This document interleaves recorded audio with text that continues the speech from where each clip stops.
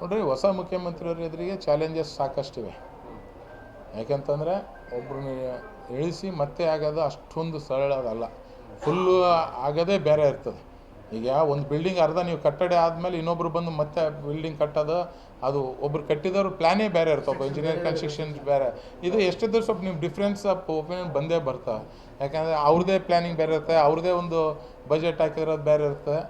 ಹಾಂ, ಏನು ನಾವು ಕಟ್ಟಡ ದಯವಿಟ್ಟು ಬೀಳೋದು ಬೇಡ. ಈ ಕಟ್ಟಡ ಕುಂಟಿಂಗಂತಾರಾಗಲಿ ಹೆಂಗಿರಲ್ಲ 5 ವರ್ಷ ನಳ್ಳಿ, ಆಮೇಲೆ ನಮ್ಮ ಫುಲ್ ಫ್ಲೆಜ್ ಬರ್ತಂದು ನಮ್ಗೆ ಅದು ಆಸೆ. ಈ ಕಟ್ಟಡ ಮತ್ತೆ ಬಿತ್ತು ಅವರು ಅಲ್ಲಿ ಬೇಡ ಈಗ ಇವ್ರಿಗೆ ಅಧಿಕಾರ ಜನರು ಕೊಟ್ಟಾರ, ನಮ್ಮ ಅಧಿಕಾರಿನ ಜನ ಇಳಿಸ್ಯಾರ. 5 ವರ್ಷ ಅವ್ರು ಸಂಪೂರ್ಣವಾಗಿ ಅಧಿಕಾರ ನಡೆಸಲಿ ಅಂತ ನಾವು ಬೇಡ.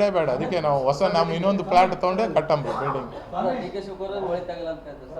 ನೋಡ್ರಿ, ಡಿ ಕೆ ಶಿವಕುಮಾರ್ ಅವರು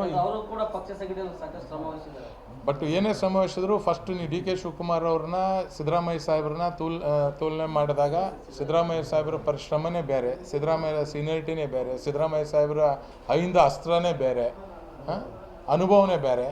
ಅವರು ಸಿದ್ದರಾಮಯ್ಯ ಸಾಹೇಬ್ರು ಇವತ್ತು ಏನೋ ಒಂದು ಗ್ಯಾರಂಟಿ ಕೊಡ್ತೀನಿ ಅಂತ ಹೇಳಿದ್ರೆ, ಅವರು ಇದ್ದಾಗ ಅಧಿಕಾರದಾಗ ನುಡ್ದಂತ ನಡೆದಾರಂತ ಅವ್ರ ಮಾತಿಗೆ ಜನ ನಂಬಿ ಓಟ್ ಹಾಕಿದ್ದಾರೆ. ಬೇರೆಯವ್ರು ಯಾರಾದರೂ ಇವರು 100 ಭರವಸೆ ಕೊಡಲಿ, ಜನ ವಿಶ್ವಾಸ ಇವತ್ತು ಮಾಡಂಗಿಲ್ಲ. ಈಗ ಜನ ಈಗ ರಾಜ್ಯದಾಗ ಏನಾದರೂ ವಿಶ್ವಾಸ ಮಾಡ್ತಾರೋ, ಒಂದು ಯಡಿಯೂರಪ್ಪ ಸಾಹೇಬ್ರ ಮಾತು, ಒಂದು ಸಿದ್ದರಾಮಯ್ಯ ಸಾಹೇಬ್ರ ಮಾತು, ಇವ್ರ ಮಾತಿಗೆ ಸ್ವಲ್ಪ ಬೆಲೆ ಇದೆ. ಎಲ್ಲಪ್ಪ ಅವ್ರು ಕೊಟ್ಟಂಗೆ ನಡ್ಕೊಂತಾರಂಥದ್ದು. ಅದು ಬಿಟ್ಟರೆ ಇವರಿಗೆ ಮುಂದಿರೋದು ದೊಡ್ಡ ಡಿ ಕೆ ಶಿವಕುಮಾರ್ ಅವರಿಗೆ ದೊಡ್ಡ ಸವಾಲು ಅದ. ಆ ಸವಾಲನ್ನ ಹೆಂಗೆ ಎದುರಿಸ್ತಾರೆ ನೋಡೋಣ.